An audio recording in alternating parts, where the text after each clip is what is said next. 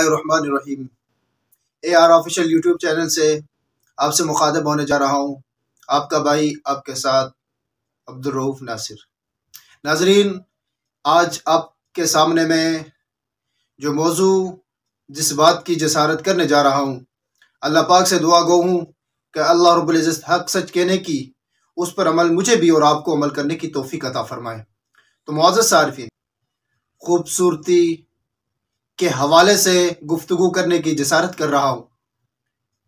قرآن پاک کی آیت احادیث مبارکہ میں بھی کئی حوالات، کئی احادیث، کئی قرآن پاک کی آیات مبارکہ حیا، پاک دامنی کے حوالے سے نازل ہوئی اور میرے محبوب علیہ السلام کے فرمان اور قول کے ذریعے سے پیغام میسج ہم تک پہنچا۔ تو آپ حضرات کے سامنے میں احادیث مبارکہ کے سہارے سے آپ حضرات سے گفتگو کرنا جا رہا ہوں۔ احادیث مبارکہ میں آتا ہے الحیاء شعبۃ من الایمان، حیا ایمان کے شعبوں میں سے ایک شعبہ ہے۔ اب حیا اور ایمان کے لیے حیا ہونا لازم ہے اور حیا کے لیے ایمان ہونا لازم۔ اب جس انسان کے اندر، جس مسلمان کے اندر، مرد ہو، عورت ہو، بچہ ہو، چھوٹا ہو، بڑا ہو، جس قوم، قبیلے، خاندان، خانقاہ سے تعلق رشتہ رکھتا ہو، جس بستی، علاقہ، شہر سے، قصبے سے تعلق رکھتا ہو، لیکن ایمان ایک ہی چیز ہے، کلمہ ایک ہی چیز ہے، جملہ ایک ہی چیز ہے، قرآن پاک ایک ہی ہے، کلمہ ایک ہی ہے، نماز ایک ہی ہے، روزہ ایک ہی ہے، زکوٰۃ، روزہ، حج ایک ہی ہے۔ اب ان ساری ایک کے لیے حیا بھی ایک ہی چیز ہے۔ اب یہ نہیں کہا جائے گا کہ جس معاشرے، جس قوم، قبیلے میں رہتے ہیں، اب ان کا حیا اور ان کا امن اور پرستی کوئی اور چیز ہے۔ اب جس علاقے میں، جس بستی میں رہتے ہیں، اب اس بستی کے اندر بھی حیا، وہی ہی حیا ہوگا، وہی ایمان والا، وہی قرآن پاک والا، جس قرآن پاک کو مانتے، اقرار کرتے ہیں، پڑھتے ہیں، سنتے، سناتے ہیں، اسی قرآن پر ایمان رکھتے ہیں، اس حبیب علیہ السلام کو خاتم النبیین محمد الرسول اللہ صلی اللہ علیہ وسلم مانتے ہیں۔ تو اب ان کی احادیث کو بھی ماننا اور اس کو اپنی زندگیوں پر لانا بھی لازم اور ملزوم ہو چکا۔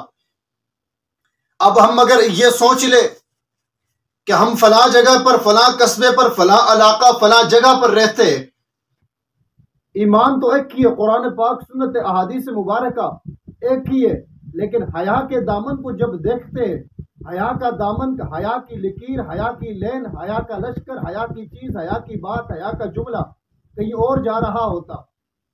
اب یہ کہیں اور جا رہا، اب اس کے اوپر ہم اپنی نظر و فکر کر لیں، غور و فکر کر لیں کہ حیا کا کیا معنی، حیا کا مطلب، مفہوم، تشریح، تفسیر کیا ہے، حیا سے کون سی چیز مراد ہے، حیا کیا بلا ہے؟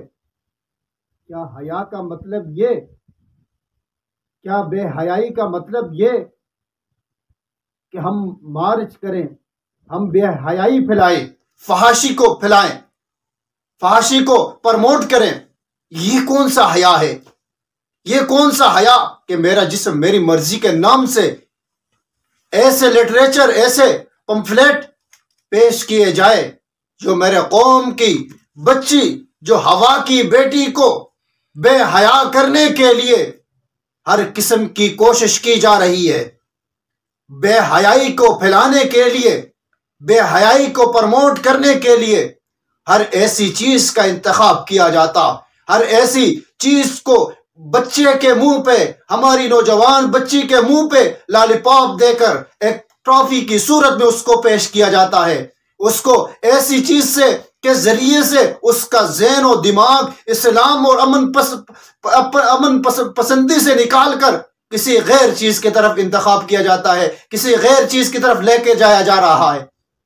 تو اس لالی پاپ، اس غیر کی چیز کا انتخاب ہم ہرگز نہ کریں۔ ہم اپنی چیز کا اختیار ہمارے پاس ہے، قرآن پاک ہمارے پاس ہے، احادیث مبارکہ ہمارے پاس ہے، پاک پیغمبر علیہ الصلوۃ والسلام کی سنت ہمارے پاس ہے، پاک پیغمبر علیہ الصلوۃ والسلام کے فرمان ہمارے پاس ہے، آپ علیہ الصلوۃ والسلام کی ازواج مطہرہ جو ہمارے لیے مائیں ہیں، جو ان کی سنت پر چلیں، ان کی اتباع کریں، ان کے کردار کو اپنائیں، ان کی زندگیوں کو اپنائیں۔ ہم کسی اور کی غیر کی چیز کو اختیار کیوں کرنے جا رہے؟ بے حیائی کو کیوں پروموٹ کیا جا رہا؟ فحاشی کو کیوں پروموٹ کیا جا رہا؟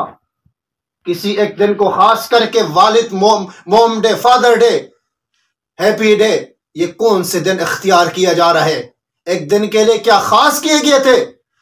کیا ایک دن کے لیے میرے محبوب علیہ الصلوۃ والسلام کو خاص کر کے بھیجا تھا؟ یا ایک قوم قبیلے بستی کے لیے بھیجا تھا؟ یا والد والدہ کو ایک قوم، ایک بستی، ایک گھر کے لیے خاص کر کے بھیجا تھا؟ یا ایک دن، ایک زمانے کے لیے خاص کر کے بھیجا تھا؟ قرآن پاک کی آیات ہے وَبِالْوَالِدَيْنِ إِحْسَانًا وَذِي الْقُرْبَى وَالْيَتَامَى وَالْمَسَاكِينِ وَابْنِ السَّبِيلِ۔ اپنے والدین کا ادب و احترام ایک دن کے لیے نہیں، زندگی بھر کے لیے، ہمیشگی کے لیے، ایک دن کے لیے نہیں، ایک گھنٹے کے لیے نہیں، ایک سیکنڈ کے لیے نہیں، ایک دن مقررہ کے لیے نہیں۔ تو ایسے ہی ایسے ڈے منا کر ایک دن کی تخصیص کی جا رہی ہے، ایک دن کو خاص کیا جا رہا ہے، ایک وقت کو خاص کیا جا رہا ہے، ایک قوم کو خاص کیا جا رہا ہے، ایک چیز کو خاص کیا جا رہا ہے۔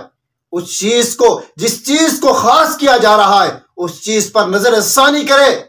ہماری مائیں، بہنیں، بیٹیاں حجاب کی پابند ہے، ہماری ماں، بہن، بیٹیوں کا حجاب کے اندر عزت ہے، نفس، آبرو حجاب کے اندر ہے۔ کسی اور چیز کا اختیار کرنے پر کوئی امن پسند رشتہ داریاں تو کٹ سکتی ہے، برادریاں تو ٹوٹ سکتی ہے، رشتے تو ختم ہو سکتے ہیں، ہر قسم کی بدامنی تو پھیل سکتی ہے، فحاشی تو پھیل سکتی ہے، لیکن لیکن فحاشی کے بدلے میں امن پسندی اور غیرت مندی نہیں آ سکتی۔